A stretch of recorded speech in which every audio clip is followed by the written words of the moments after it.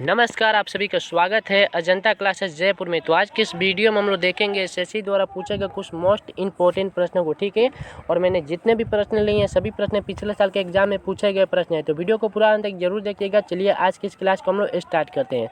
पहला प्रश्न आपके सामने है, देखिए पहला प्रश्न क्या कह रहा है। पहला प्रश्न कह रहा है कि इंडिया विंग्स फ्रीडम किसकी पुस्तक है। क्या कह रहा है, इंडिया विंग्स फ्रीडम किसकी पुस्तक है। Option number A Maulana Abul Kalam Azad, option number B APJ Abdul Kalam, option number C Subhash Chandra Bose और option number D doctor Rajendra Prasad, ठीक है। तो इंडिया विंग्स फ्रीडम किसकी पुस्तक है, मौलाना अबुल कलाम आज़ाद की। किसकी पुस्तक है, मौलाना अबुल कलाम आज़ाद की पुस्तक है। इंडिया विंग्स फ्रीडम किसकी पुस्तक है, तो मौलाना अबुल कलाम आज़ाद की पुस्तक है। बात करते हैं ऑप्शन का, ठीक है। ऑप्शन के खोपड़ी में करते हैं हम लोग छेद। एपीजे अब्दुल कलाम, एपीजे अब्दुल कलाम की पुस्तक का क्या नाम है, तो विंग्स ऑफ फायर। क्या नाम है, wings of fire. Wings of, confuse आपको नहीं होना है, ठीक है। दोनों सेम टू सेम लग रहा है लेकिन दोनों में बहुत ज़्यादा अंतर है, ठीक है। विंग्स ऑफ फायर किसकी पुस्तक का नाम है, तो एपीजे अब्दुल कलाम के पुस्तक का नाम है। विंग्स ऑफ फायर कहे तो एपीजे अब्दुल कलाम, ठीक है। और इंडिया विंग्स फ्रीडम कहे तो मौलाना अबुल कलाम आज़ाद, मौलाना अबुल कलाम आज़ाद। इंडिया विंग्स फ्रीडम कहे तो मौलाना अबुल कलाम आज़ाद और विंग्स ऑफ फायर कहे, ठीक है, तो एपीजे अब्दुल कलाम। कन्फ्यूज नहीं होना है, नोट कर लेना है कॉपी में। बात करते हैं सुभाष चंद्र बोस के, तो सुभाष चंद्र बोस के पुस्तक का नाम है इंडिया स्ट्रगल। क्या नाम है, इंडिया स्ट्रगल। इंडिया, नोट करते हुए चलेगा, मोस्ट इंपॉर्टेंट प्रश्न है। इंडिया स्ट्रगल सुभाष चंद्र बोस के पुस्तक का नाम है, ठीक है। राजेंद्र प्रसाद के पुस्तक का क्या नाम है, तो राजेंद्र प्रसाद के पुस्तक का नाम है इंडिया डिवाइडेड। क्या नाम है, इंडिया डिवाइडेड पुस्तक का नाम है। किसके पुस्तक है, तो राजेंद्र प्रसाद के पुस्तक का नाम है, ठीक है। कंफ्यूज नहीं होना है आपको ये दोनों में। इंडिया विंग्स फ्रीडम कहे तो मौलाना अबुल कलाम आज़ाद और विंग्स ऑफ फायर कहे तो एपीजे अब्दुल कलाम, ठीक है। सुभाष चंद्र बोस के पुस्तक का क्या नाम है, तो इंडिया स्ट्रगल। क्या नाम है, इंडिया स्ट्रगल।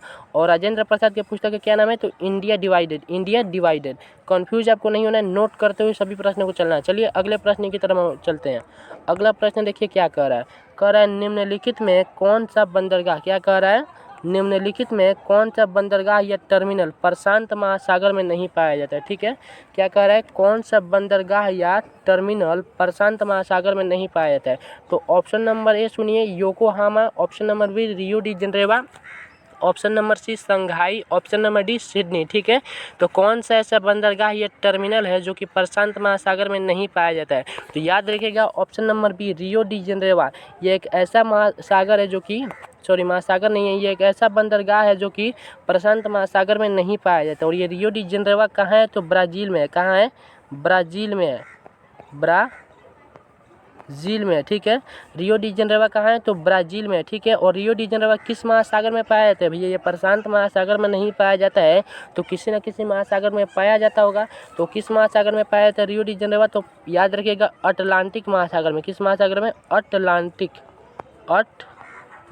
महासागर में पाया जाता है। रियो डी जेनेवा कहाँ पाया जाता है, अटलांटिक महासागर में पाया जाता है। अब इन ऑप्शन के खोपड़ी में करते हैं हम लोग छेद, ठीक है।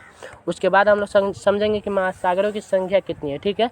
ये जो तीनों ऑप्शन आपको दिखाई दे रहा है योकोहामा, संघाई और सिडनी, ठीक है, ये तीनों आपके कहाँ पड़ते हैं, तो ये तीनों पड़ते हैं आपके प्रशांत महासागर में। कहाँ पड़ते हैं भैया, प्रशांत महासागर में ये तीनों पड़ते हैं। प्रशांत महासागर में ये तीनों पड़ते हैं, ठीक है। केवल ये रियो डी जो जेनेवा है ये कहाँ पाया जाता है, तो ये अटलांटिक महासागर में पाया जाता है। और कहाँ का है, तो ब्राज़ील का है। कहाँ का है, ब्राज़ील का है। क्लियर हुआ कॉन्सेप्ट। आगे बढ़ते हैं हम लोग, थोड़ा सा और हम लोग समझ लेते हैं महासागर से रिलेटेड, ठीक है। बात करें महासागरों की संख्या कितनी है, तो महासागरों की संख्या कुल 5 है। कितनी संख्या है, 5 है, ठीक है। इसको आप पैसा की ट्रिक से याद रख सकते हैं, PAISA, पैसा, ठीक है।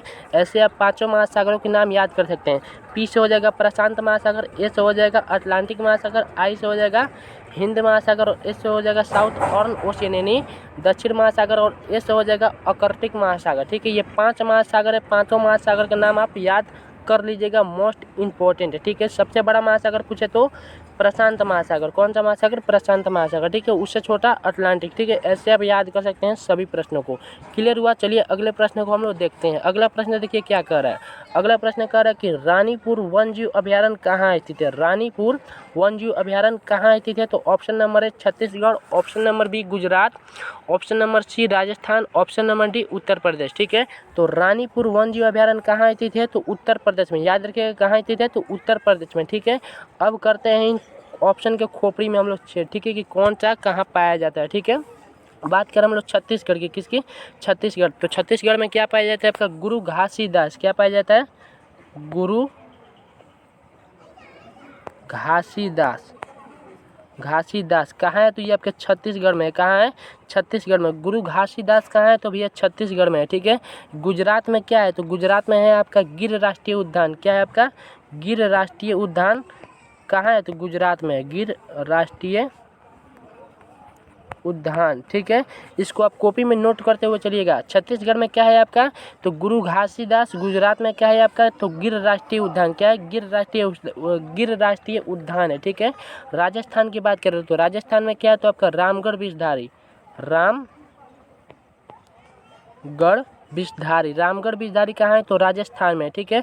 और उत्तर प्रदेश में क्या है? तो रानीपुर वन जीव अभ्यारण्य। रानीपुर वन जीव अभ्यारण्य कहाँ स्थित है? तो उत्तर प्रदेश में। क्लियर हुआ? बात करें अगर आपसे पूछ दे कि भद्रा वन जीव अभ्यारण्य कहाँ स्थित है? क्या भद्रा वन जीव अभ्यारण्य कहाँ स्थित है? तो उत्तराखंड में। कहाँ स्थित है? उत्तराखंड में। उत्तराखंड में। याद रखिएगा, मोस्ट इंपॉर्टेंट प्रश्न है।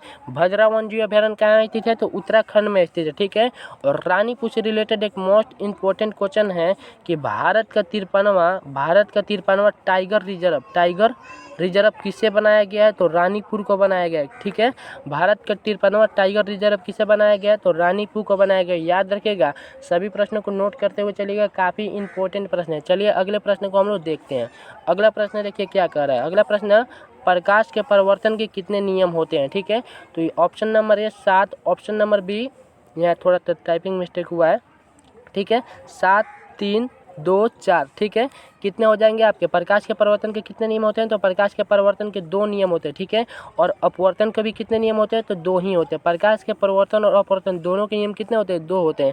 थोड़ा सा हम लोग समझ लेते हैं कौन कौन से नियम होते हैं प्रकाश के परिवर्तन के। ठीक है। देखिए, ये हो गया आपका दर्पण। ठीक है। और यहाँ से जो आता है उसे हम लोग बोलते हैं आपतित किरण। यहाँ से जो जाता है उसे हम लोग को बोलते हैं परावर्तित किरण। ठीक है। ये जो आने वाली किरण है, आने वाली किरण को आपतित किरण, और जाने वाली किरण को हम लोग परावर्तित किरण कहते हैं। ठीक है। और यहाँ पर होता है आपका आपतन बिंदु होता है। बीच में क्या होता है? आपका आपतन बिंदु होता है। ठीक है। और यहाँ से जो खिंचाता है इसको बोलते हैं हम लोग लंब। क्या बोलते हैं? लंब बोलते हैं। ठीक है। ये हो गया आपतित किरण, ये हो गया आपका परिवर्तित किरण, और ये हो गया आपका लंब। ठीक है। तो प्रकाश के परिवर्तन का पहला नियम क्या कहता है कि आपतित किरण, परिवर्तित किरण तथा आपत बिंदु पर डाला गया लंब, ये तीनों क्या होता है? एक ही तल में होता है। क्या होता है? एक ही तल में होता है आपका। ठीक है। और आपतित किरण को हम लोग आई से सूचित करते हैं और परिवर्तित किरण को हम लोग आर से सूचित करते हैं। ठीक है। तो दूसरा नियम क्या कहता है कि आपतित किरण परिवर्तित किरण के क्या होता है? बराबर होता है। कोण आई बराबर कोण आर, यानी दोनों क्या होता है? बराबर होता है। ठीक है। आपतित किरण और परिवर्तित किरण दोनों बराबर होता है। पहला नियम क्या कहता है? आपतित किरण, परिवर्तित किरण तथा आपत बिंदु पर डाला गया लंब तीनों क्या होते हैं भैया? एक ही तल में होते हैं। दूसरा नियम कहता है कि आपतित किरण, परिवर्तित किरण दोनों एक दूसरे के क्या होते हैं? बराबर होते हैं। कोण आई बराबर कोण आर। ठीक है। प्रकाश के परिवर्तन के कितने नियम होते हैं? तो 2 होते हैं। और अपवर्तन के कितने नियम होते हैं? तो वो भी 2 होते हैं। क्लियर हुआ? आगे बढ़ते हैं। अगला प्रश्न देखिए क्या कह रहा है। अगला प्रश्न कह रहा है कि ध्वनि का वेग सबसे अधिक किस में होता है? ठीक है। ध्वनि का वेग सबसे अधिक किस में होता है? तो ऑप्शन नंबर ए ठोस में, ऑप्शन नंबर बी द्रव में, ऑप्शन नंबर सी गैस में, ऑप्शन नंबर डी इसमें से कोई नहीं। ठीक है। तो ध्वनि का वेग सबसे अधिक किस में होता है? तो ठोस में। किस में होता है? ठोस में। और सबसे कम किस में होता है? तो गैस में होता है। किस में होता है? गैस में होता है। एक आप लोहा लीजिए, एक पानी लीजिए और एक आप हवा लीजिए। ठीक है। तीनों में से मारिएगा तो तीनों में सबसे ज़्यादा किसका आवाज़ होगा? लोहा का होगा। किसका होगा? लोहा का होगा। लोहा क्या है आपका? ठोस है। तो सबसे अधिक किसका होता है? ठोस का होता है। ध्वनि का सबसे अधिक किसमें होता है? ठोस में होता है। ठीक है। हवा में मारिएगा तो हवा में आवाज़ आपका नहीं करेगा। ठीक है। यानी सबसे कम किसमें होता है? तो गैस में होता है। किसका? तो ध्वनि का वेग सबसे कम गैस में, सबसे अधिक ठोस में। क्लियर हुआ? चलिए आगे बढ़ते हैं। अगला प्रश्न भी मोस्ट इंपॉर्टेंट प्रश्न है। ठीक है। क्या कह रहा है कि स्वर्ण मंदिर का शहर किसे कहा जाता है? क्या कह रहा है? स्वर्ण मंदिर का शहर किसे कहा जाता है? Option number A Jaipur, option number B Kolkata, option number C Mumbai, option number D Amritsar. ठीक है।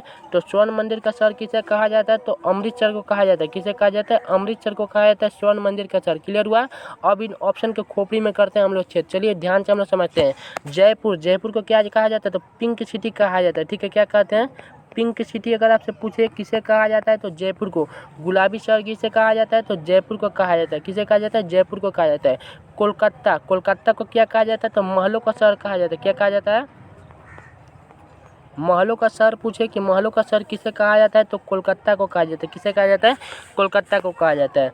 मुंबई को हम लोग क्या कहते हैं, तो 7 द्वीपों का शहर, 7 द्वीपों का शहर किसे कहा जाता है, तो मुंबई को कहा जाता है। ठीक है, जितने भी प्रश्न मैंने आपको बताए ये सभी मोस्ट इंपॉर्टेंट प्रश्न है, सभी को आप नोट करते हुए चलिएगा। ठीक है, अगले प्रश्न के हम लोग चलते हैं। बहुत ही मोस्ट इंपॉर्टेंट ये भी है कि बंगाल का शोक किसे कहा जाता है। ऑप्शन नंबर 1 कोसी नदी, option number B Ganga, option number C Damodar नदी, ऑप्शन नंबर डी गोदावरी नदी। ठीक है, तो बंगाल का शोक किसे कहा जाता है, तो याद रखिएगा दामोदर नदी को किसे कहा जाता है, बंगाल का शोक दामोदर नदी को कहा जाता है, बंगाल का शोक। क्लियर हुआ। अब इन ऑप्शन के खोपड़ी में हम लोग करते हैं छेद। ठीक है, ये जो कोसी नदी है, कोसी नदी को क्या कहा जाता है, तो कोसी नदी को कहते हैं हम लोग बिहार का शोक। किसका शोक कहते हैं, बिहार का शोक। ठीक है, जब आपको कहे कि बिहार का शोक किसे कहा जाता है, तो कोसी नदी को कहा जाता है। किसे कहा जाता है, कोसी नदी को। ठीक है, और बंगाल का शोक किसे कहा जाता है, तो दामोदरी नदी को। ठीक है, ये गंगा क्या है, तो गंगा एक पवित्र नदी है। क्या है, पवित्र नदी है, जो कि 25-25 है। ठीक है, 25-25 है। ठीक है, गंगा क्या है, एक पवित्र नदी है, 25-25 है। ठीक है, दामोदरी नदी को हम लोग बंगाल का शोक कहते हैं और कोसी नदी को हम लोग बिहार का शोक कहते हैं। गोदावरी, अगर आपसे पूछे कि वृद्ध गंगा किसे कहते हैं, वृद्ध गंगा किसे कहते हैं, तो गोदावरी को। याद रखिएगा, वृद्ध गंगा किसे कहते हैं, तो गोदावरी को कहते हैं। क्लियर हुआ। जितने भी प्रश्न मैंने आपको बताया सबको आप नोट करते हुए चलिएगा। अगले प्रश्न की तरफ हम लोग चलते हैं। चलिए, अगला प्रश्न देखिए क्या कह रहा है। अगला प्रश्न कह रहा है कि समुद्र की गहराई मापने के लिए किस यंत्र का प्रयोग किया जाता है। ठीक है, ऑप्शन नंबर ए फायदामीटर, फायदामीटर। ठीक है, option number B MRI, option number C sonar, option number D nautical miles. ठीक है, तो समुद्र की गहराई मापने के लिए किस यंत्र का प्रयोग किया जाता है, तो याद रखिएगा फायदामीटर का। किसका प्रयोग किया जाता है, फायदामीटर का प्रयोग किया जाता है। समुद्र की गहराई मापने के लिए किस यंत्र का प्रयोग किया जाता है, तो फायदामीटर का प्रयोग किया जाता है। अब इन ऑप्शन के खोपड़ी में करते हैं हम लोग छेद। ठीक है, समझते हैं। ये जो MRI है, अगर आपसे पूछे कि MRI क्या है, तो MRI एक यंत्र है। ठीक है, जिससे पूरे शरीर का जांच किया जाता है। किसका, पूरे शरीर का जांच करने के लिए किस यंत्र का प्रयोग किया जाता है, तो MRI का। किसका, MRI का प्रयोग किया जाता है। सोनार, सोनार क्या है, तो देखिए महासागर में डूबी हुई वस्तुओं का, महासागर में डूबी हुई वस्तुओं का पता लगाने के लिए किस यंत्र का प्रयोग किया जाता है, तो सोनार का। किसका प्रयोग किया जाता है, सोनार का प्रयोग किया जाता है। क्लियर हुआ। आगे बढ़ते हैं, थोड़ा सा और एक बच गया है, नॉटिकल माइल्स। नॉटिकल माइल्स क्या है, याद रखिएगा समुद्र की दूरी मापने के लिए किस यंत्र का प्रयोग किया जाता है, तो नॉटिकल माइल्स का प्रयोग किया जाता है। नॉटिकल माइल्स का प्रयोग किया जाता है। और समुद्र की गहराई मापने के लिए किसका प्रयोग किया जाता है, तो फायदामीटर का प्रयोग किया जाता है। फायदामीटर का प्रयोग किया जाता है। MRI पूरे शरीर का जांच करने के लिए MRI यंत्र का प्रयोग किया जाता है। सोनार का प्रयोग कहाँ किया जाता है, तो महासागर में डूबी हुई वस्तु का पता लगाने के लिए। क्लियर हुआ। आगे बढ़ते हैं। अगला प्रश्न भी मोस्ट इंपॉर्टेंट प्रश्न, थोड़ा सा ये हो गया है, इसको थोड़ा सा सीधा कर लिया जाए। चलिए देखिए क्वेश्चन क्या कह रहा है कि माइंड मास्टर किताब किसने लिखी। ठीक है, तो option number A Rajendra Prasad, option number B APJ Abdul Kalam, option number C Chetan Sharma, option number D Swami Vivekananda. ठीक है, तो माइंड मास्टर किताब किसने लिखी, तो स्वामी विवेकानंद ने। किसने लिखी, स्वामी विवेकानंद ने माइंड मास्टर किताब लिखी है। ठीक है, और इन्होंने ही रामकृष्ण मिशन की स्थापना की थी। रामकृष्ण मिशन की स्थापना किसने की थी, तो स्वामी विवेकानंद ने की थी। क्लियर हुआ। थोड़ा सा ऑप्शन के भी खोपड़ी में हम लोग छेद कर दें, क्योंकि बहुत ज़रूरी है ऑप्शन को भी समझना। वैसे हम लोग नहीं पढ़ेंगे, क्वेश्चन पढ़े आंसर दें, धड़ाक देना, आगे बढ़ जाए। ठीक है, ऐसे आपको भी समझ में नहीं आएगा और मुझे भी पढ़ाने में मज़ा नहीं आएगा, तो हम लोग ऑप्शन को भी एकदम समझते हुए चलेंगे। ठीक है, राजेंद्र प्रसाद। ठीक है, राजेंद्र प्रसाद की पुस्तक का क्या नाम है, तो मैंने आपको पहले ही बताया कि इंडिया डिवाइडेड। क्या नाम है, इंडिया डिवाइडेड। किसके पुस्तक का नाम है, तो राजेंद्र प्रसाद के पुस्तक का नाम है। APJ Abdul Kalam wings of fire. Wings of fire पुस्तक है किस, विंग्स ऑफ फायर किसकी पुस्तक है, तो APJ अब्दुल कलाम की पुस्तक है। ठीक है, क्लियर हुआ। थोड़ा सा चेतन शर्मा को भी देख लें। तो अगर आपसे पूछे कि वन इंडियन गर्ल किताब किसने लिखी, तो याद रखिएगा चेतन शर्मा ने। वन इंडियन गर्ल किताब किसने लिखी, चेतन शर्मा ने लिखी है। क्लियर हुआ कॉन्सेप्ट। आगे बढ़ते हैं। अगला प्रश्न भी मोस्ट इंपॉर्टेंट प्रश्न है। अगला प्रश्न देखिए क्या कह रहा है। अगला प्रश्न कह रहा है कि कोशिकाओं का अध्ययन क्या कहलाता है। ठीक है, कोशिकाओं का अध्ययन क्या कहलाता है? Option number A phycology, option number B cytology, option number C mycology, option number D seismology. ठीक है, तो क्या कह रहा है क्वेश्चन में कि कोशिकाओं का अध्ययन क्या कहलाता है? तो कोशिकाओं का अध्ययन साइटोलॉजी कहलाता है। क्या कहलाता है? साइटोलॉजी कहलाता है। आप कमेंट में थोड़ा सा जरूर लिखिए कि कोशिका का खोज किसने किया। ठीक है, मैं आपको बता दूं कि कोशिका का खोज रॉबर्ट हुक ने किया। किसने किया? रॉबर्ट हुक ने किया। ठीक है, कोशिका का खोज किसने किया? रॉबर्ट हुक ने किया। ठीक है, कोशिकाओं का अध्ययन क्या कहलाता है? तो साइटोलॉजी कहलाता है। साइटोलॉजी कहलाता है। क्लियर हुआ? थोड़ा सा ऑप्शन के भी खोपड़ी में हम लोग कर देते हैं छेद, क्योंकि ये बहुत ज़्यादा जरूरी है। ठीक है, बात करें फाइकोलॉजी। ठीक है, अगर आपसे कहे कि शैवालों का अध्ययन क्या कहलाता है? शैवालों का अध्ययन क्या कहलाता है? तो शैवालों का अध्ययन क्या कहलाता है? तो फाइकोलॉजी कहलाता है। क्या कहलाता है? फाइकोलॉजी कहलाता है। ठीक है, कोशिकाओं का अध्ययन क्या कहलाता है? तो साइटोलॉजी कहलाता है। ठीक है, और बात करें कवकों का अध्ययन क्या कहलाता है? किसका? कवकों का अध्ययन क्या कहलाता है? तो माइकोलॉजी कहलाता है। क्या कहलाता है? माइकोलॉजी कहलाता है। ठीक है, सिस्मोलॉजी। ठीक है, अगर आपसे पूछे कि भूकंपों का अध्ययन, किसका अध्ययन भैया? भूकंपों का अध्ययन क्या कहलाता है? भूकंपों का अध्ययन क्या कहलाता है? तो सिस्मोलॉजी कहलाता है। क्या कहलाता है? सिस्मोलॉजी कहलाता है। उम्मीद है मैंने आपको जितने भी प्रश्न बताए हैं वो सभी प्रश्न मोस्ट इम्पोर्टेंट है, आपको समझ में आया होगा। यदि आपको नहीं समझ में आया होगा तो आप कमेंट में एक बार लिख दीजिए कि हमको नहीं समझ में आ रहा है, मैं और डीपली में समझाने का प्रयास करूंगा। ठीक है, मैंने आपको जितना भी प्रश्न बताया ये सभी पूछे गए सवाल है, और भी मैं आपको लाऊंगा एकदम धमाकेदार प्रश्न। तो चैनल को आप सब्सक्राइब कर लीजिएगा। वीडियो पसंद आता है तो वीडियो को आप लाइक कीजिएगा। ठीक है, नहीं पसंद आता है तो डिसलाइक कर दीजिएगा, बहुत ज़रूरी है। डिसलाइक कीजिए, लाइक नहीं कीजिएगा तो। ठीक है, और यहाँ पर बहुत ही ज़रूरी सूचना है कि अजंता क्लासेस जयपुर के द्वारा एसएससी जीडी की तैयारी एकदम लगातार कराई जा रही है। ठीक है, मतलब मैं आपको क्या बोलूँ, बहुत ज़्यादा इंपॉर्टेंट मैं आपको प्रश्न लाऊंगा, तो सब्सक्राइब कर लीजिएगा। रीजनिंग हो, मैथ हो, हिंदी हो, जीके हो, चाहे जीएस हो। ठीक है, कोई भी सब्जेक्ट हो मैं आपको एकदम ईजी लैंग्वेज में समझाने का प्रयास करूँगा। तो मिलते हैं अगले वीडियो में एकदम धमाकेदार प्रश्नों के साथ।